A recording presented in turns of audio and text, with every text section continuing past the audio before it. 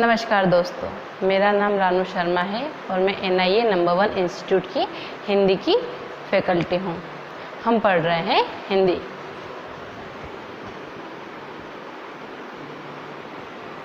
हिंदी के अंतर्गत हम उपसर्ग और प्रत्यय पढ़ रहे हैं।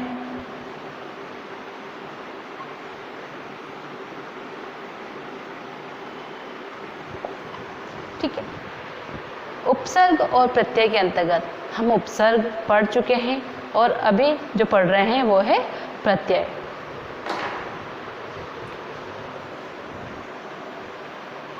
प्रत्यय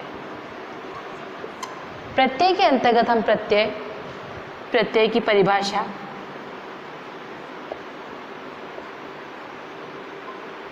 और प्रत्यय के भेद,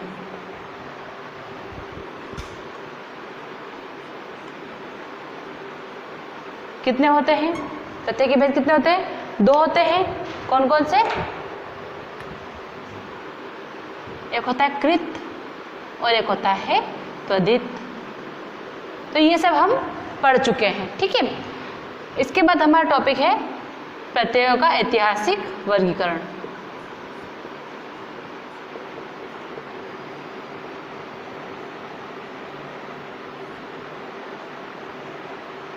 ये जो प्रत्ययों का ऐतिहासिक वर्गीकरण है, यह 4 प्रकार से किया गया है। कितने प्रकार से? 4 प्रकार से। ठीक है, 4 कौन कौन से? तत्सम, तद्भव, ठीक है, देशज और विदेशज। जिसके अंतर्गत हम तत्सम प्रत्यय पढ़ चुके हैं, जिनकी संख्या कितनी थी? 19। और हम तद्भव प्रत्यय पढ़ रहे थे, जिनकी संख्या कितनी है? 26। ठीक है, 26 में हम 26 तद्भव प्रत्यय में हम 22 तद्भव प्रत्यय पढ़ चुके हैं। हम पढ़ेंगे आज इसके आगे। ठीक है, तद्भव प्रत्यय वापस से सारणी बनाएंगे। ठीक है, जैसा कि हम रोज बनाते हैं।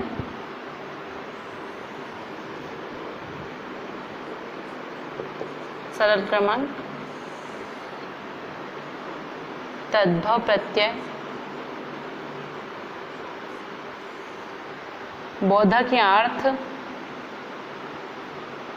और उसके बाद उसका आएगा उदाहरण।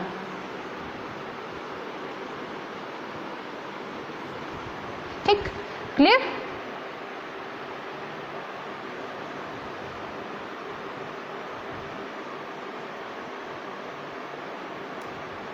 ठीक है, तो देखते हैं इसका 23 नंबर का तद्भव प्रत्यय शब्द।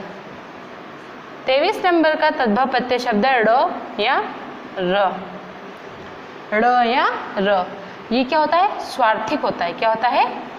स्वार्थिक। ठीक है, ये क्या होता है? स्वार्थिक होता है। अब ये जो ड और र और र, इनका प्रयोग करके कौन कौन से उदाहरण बनाए जा सकते हैं वो देखिए। जैसे चमड़ा, चमड़ी, बछड़ा, लंगड़ा। ठीक है, देखिए ये जितने भी शब्द है, चमड़ा, चमड़ी, बछड़ा, लंगड़ा, ये क्या है? स्वार्थिक शब्द है। ठीक है, और इसमें ड़ या र तद्भव प्रत्यय का प्रयोग किया गया है। क्लियर? तो ये था हमारा 23 नंबर का तद्भव प्रत्यय। अब हम देखते हैं इसका 24 नंबर का तद्भव प्रत्यय।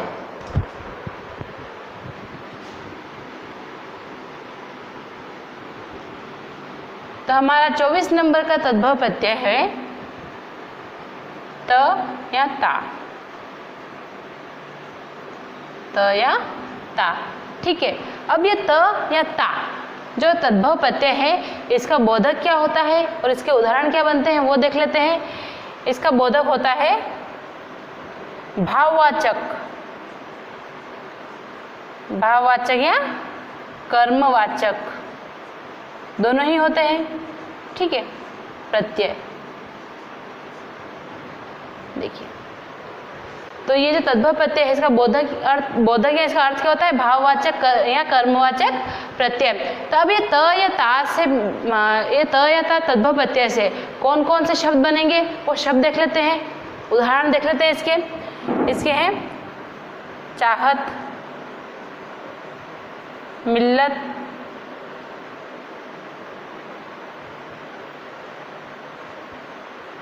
आता, जाता, खाता, सोता आदि। ठीक है, देखिए त या ता इस प्रत्यय से कौन कौन शब्द बनेंगे?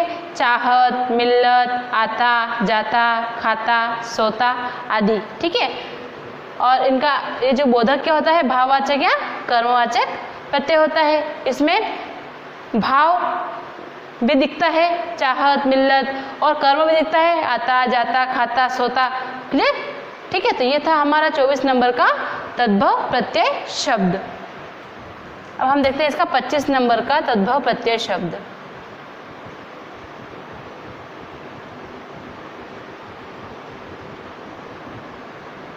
पच्चीस नंबर का तद्भव प्रत्यय शब्द वो होता है ल, ला, ली। क्या होता है?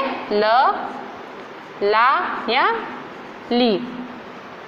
ये जो ल, ला या ली, ठीक है, ये जो तद्भव प्रत्यय हैं, ठीक है, इनका बोधक या अर्थ क्या होगा?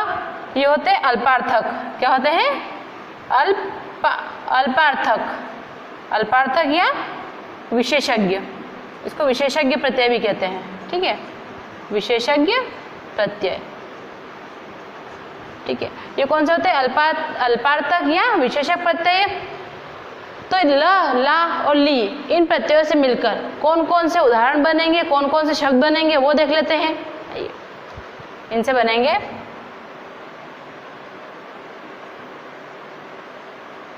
अगला, धुंधला, निचली, पिछली। ठीक है, पिछला, सजला। ठीक है, तो ये जो ये अल्पार्थक विशेषज्ञ प्रत्यय है, ये क्या बताते हैं? उसकी विशेषता बताएंगे और उसमें कौन से प्रत्यय का प्रयोग होगा? ल, ला, ली। क्लियर? तो ये था हमारा 25 नंबर का तद्भव प्रत्यय शब्द। अब हम आगे देखते हैं इसका 26 नंबर का तद्भव प्रत्यय शब्द।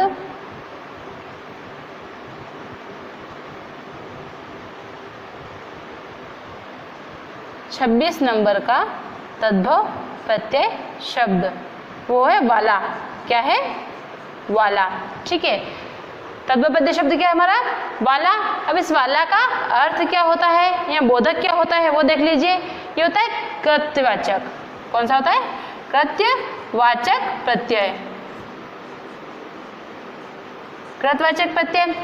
अब इस वाला तद्भव प्रत्यय से हम कौन कौन से शब्द बना सकते हैं वो देखिए। जैसे आने वाला,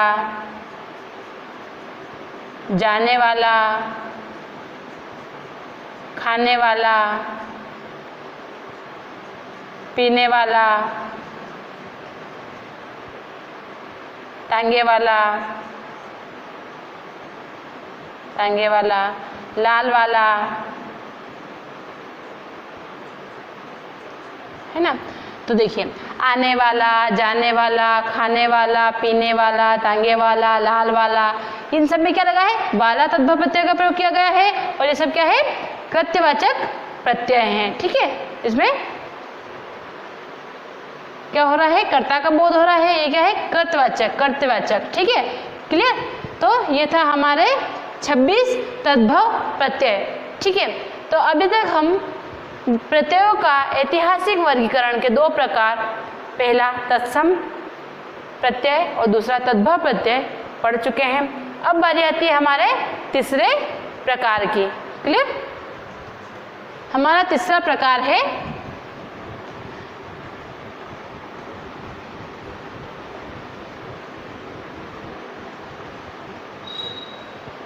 तीसरा प्रकार है हमारा देशज प्रत्यय। ठीक है, क्या है हमारा देशज प्रत्यय। यहाँ देखिए अगली हेडिंग है हमारी देशज प्रत्यय। देशज प्रत्यय क्या होते हैं?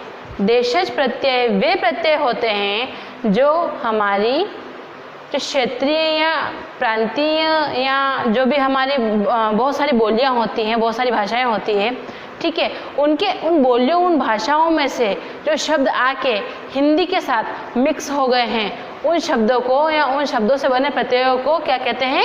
देशज प्रत्यय कहते हैं। ठीक है, तो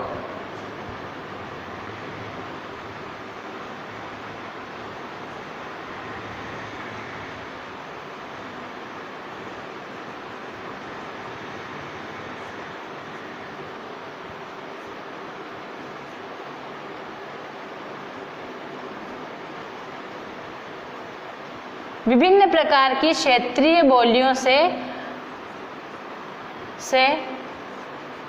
आकर हिंदी में मिलकर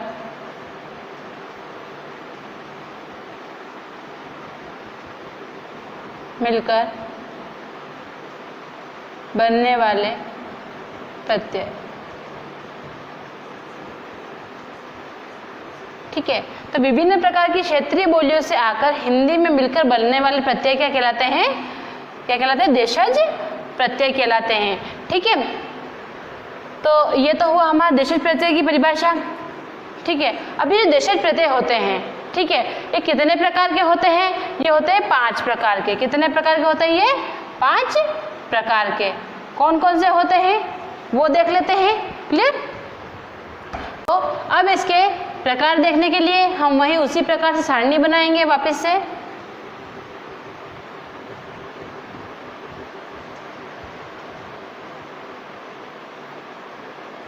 पांच प्रकार के कह लीजिए या सिर्फ 5 कह लीजिए, 5। ठीक है, वैसे तो बहुत सारे शब्द हैं लेकिन मुख्यतः जो प्रयोग किए जाते हैं वो 5 हैं। ठीक है, तो हम देखते हैं यहाँ पे उसी प्रकार से जिस प्रकार से अभी तक हम टेबल बनाते हुए आए हैं, टेबल बनाएंगे। यहाँ पे लिखेंगे सरल क्रमांक, देशज प्रत्यय, उसके बाद बोधक या अर्थ, बोधक या अर्थ, और उसके बाद आएगा उदाहरण,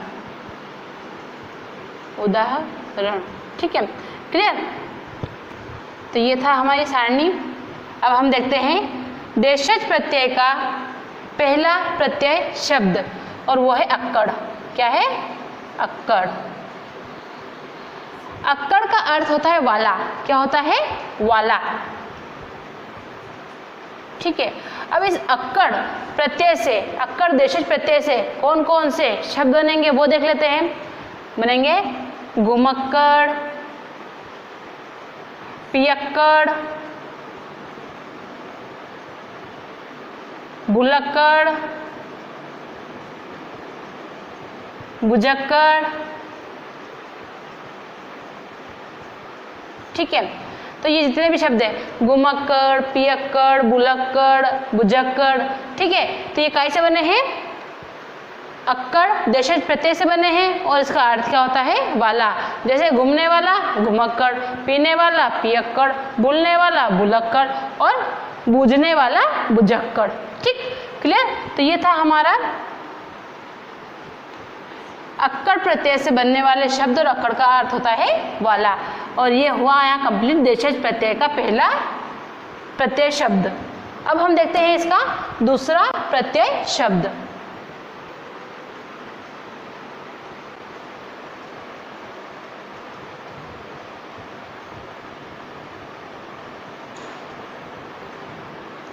वो होता है अड़। क्या होता है? अड़। ठीक है, अड़। ये जो अड़ देशज प्रत्यय है, ठीक है, ये जो अड़ देशज प्रत्यय है यह स्वार्थिक होता है। क्या होता है? स्वार्थिक। यानी कि स्वार्थिक। ठीक है, इसके प्रत्यय की जगह लगने से उस शब्द का अर्थ बदल जाता है या अलग बन जाता है। क्लियर? तो देखिए स्वार्थिक प्रत्यय है यह। अब इस ये स्वार्थिक प्रत्यय जो है हमारा, इसके प्रयोग से कौन कौन से नए शब्द बनते हैं वो देख लेते हैं।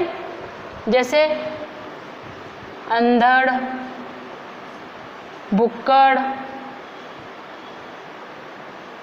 भुक्खड़। ठीक है, देखिए जैसे अंधड़ हुआ, भुक्खड़ हुआ, तो इन सब में क्या प्रयोग किया गया है? अड़ देशज प्रत्यय का प्रयोग किया गया है ना, जो क्या होता है? स्वार्थिक एक प्रत्यय होता है ना। क्लियर? तो ये था हमारा दूसरा देशज प्रत्यय का शब्द अड़। अब इसका तीसरा शब्द देखिए,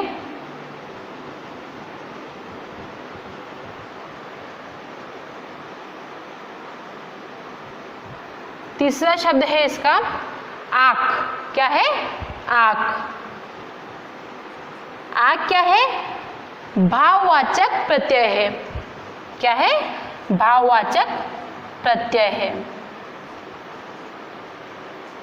ये जो आक देशज प्रत्यय है, ठीक है, जो एक भाववाचक प्रत्यय है, इसके प्रयोग से हम कौन कौन से नए शब्द बना सकते हैं। ठीक है, कौन कौन से उदाहरण इसके होंगे वो देख लेते हैं। इसके उदाहरण हैं चटाक, धड़ाक, धड़ाका,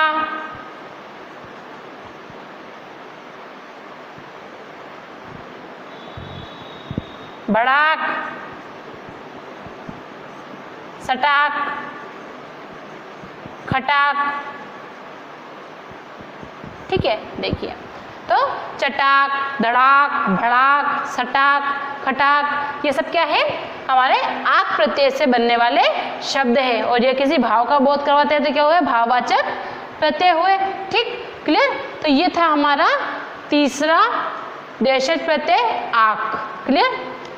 अब हम देखते हैं इसका चौथा देशज प्रत्यय।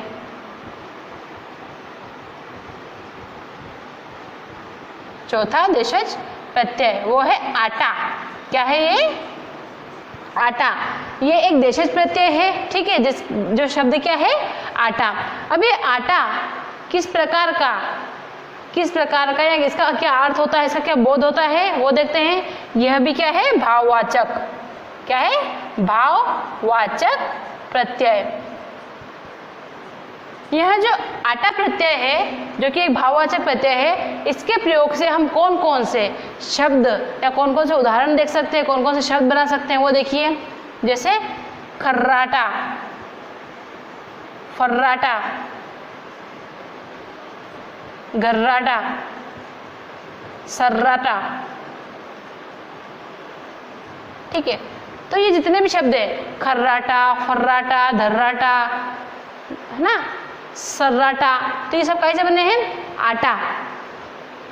आटा देशज प्रत्यय से बने हैं, और ये क्या है? भाववाचक प्रत्यय है। क्लियर? तो ये था हमारा चौथा देशज प्रत्यय। अब हम देखेंगे इसका पांचवा देशज प्रत्यय।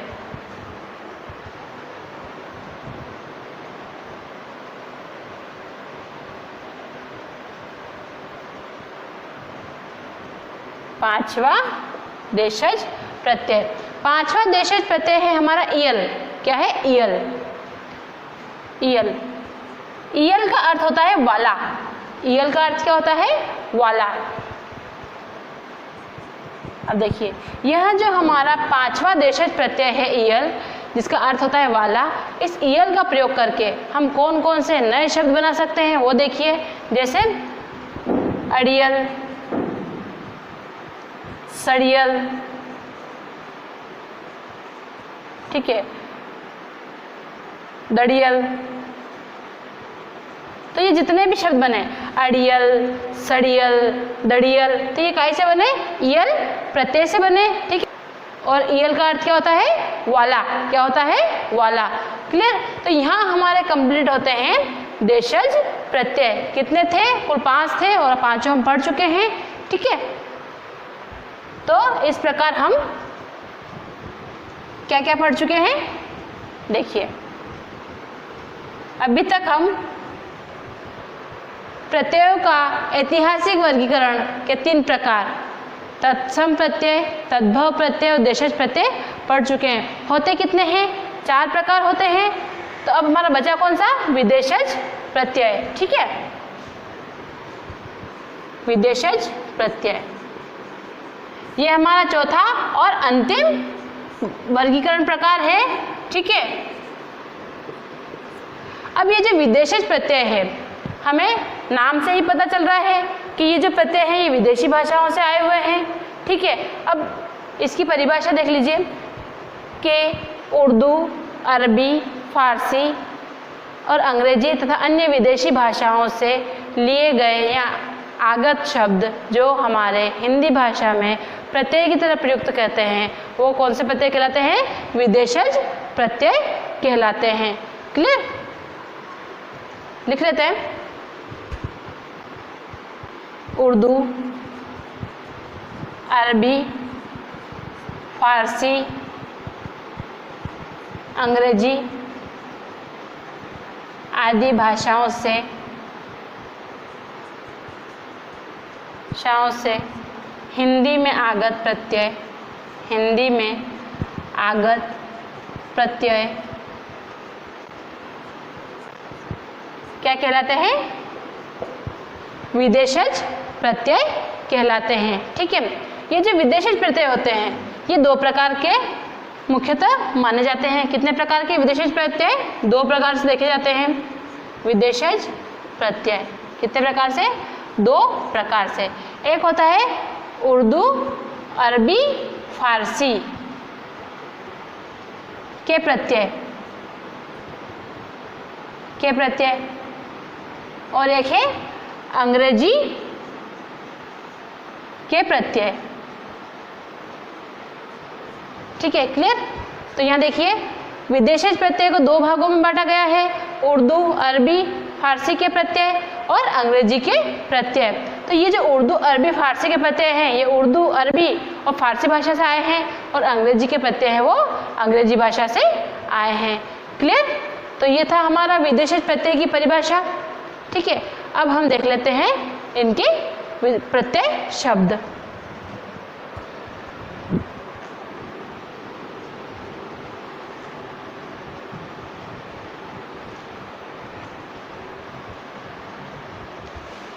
विदेशज प्रत्यय।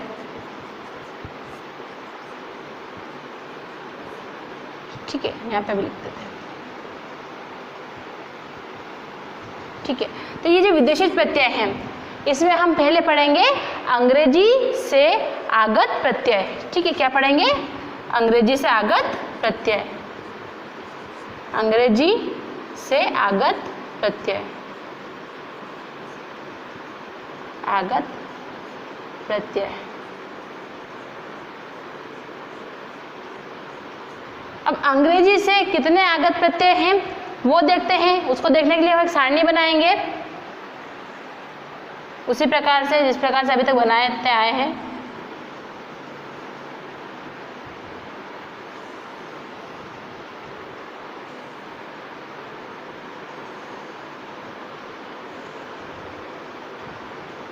ठीक है, सरल क्रमांक, अंग्रेजी प्रत्यय, बोधक या अर्थ, बोधक या अर्थ और उसका होता है उदाहरण। क्लियर? तो हम देखते हैं अंग्रेजी का पहला प्रत्यय।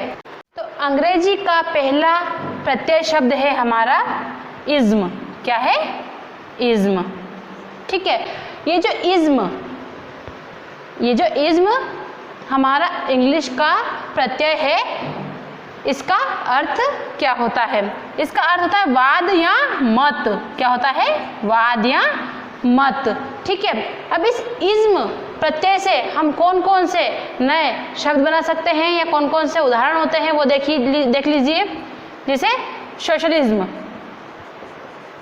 सोशलिज्म, मार्किज्म, मार्किज्म, उसके बाद बुद्धिज्म, बुद्धिज्म और कम्युनिज्म, कम्युनिज्म। क्लियर? तो यहाँ पे देखिए हमने इज्म प्रत्यय का प्रयोग करके कौन कौन से शब्द बनाए? सोशलिज्म, मार्क्सिज्म, बुद्धिज्म और कम्युनिज्म। क्लियर? और उसका अर्थ क्या होता है इज्म का? वाद या मत, वाद या मत। क्लियर? तो ये था हमारा अंग्रेजी प्रत्यय का पहला प्रत्यय शब्द। क्लियर? अब हम देखते हैं इसका दूसरा प्रत्यय शब्द, वो है ईस्ट। क्या है? ईस्ट। क्या है? ईस्ट। ये जो ईस्ट अंग्रेजी प्रत्यय है, इसका अर्थ क्या होता है? इसका अर्थ होता है वादी या व्यक्ति, वादी या व्यक्ति। यह वादी वो वाली वादी नहीं है फूलों वाली, यह वादी कौन सा है? जैसे विचारवादी, उस प्रकार का वादी है। क्लियर? तो वादी या व्यक्ति। तो इस ईस्ट प्रत्यय का प्रयोग करके हम कौन कौन से शब्द बना सकते हैं वो देखिए, जैसे कम्युनिस्ट, कम्युनिस्ट, उसके बाद बुद्धिस्ट, सोशलिस्ट, सोशलिस्ट, मार्क्सिस्ट।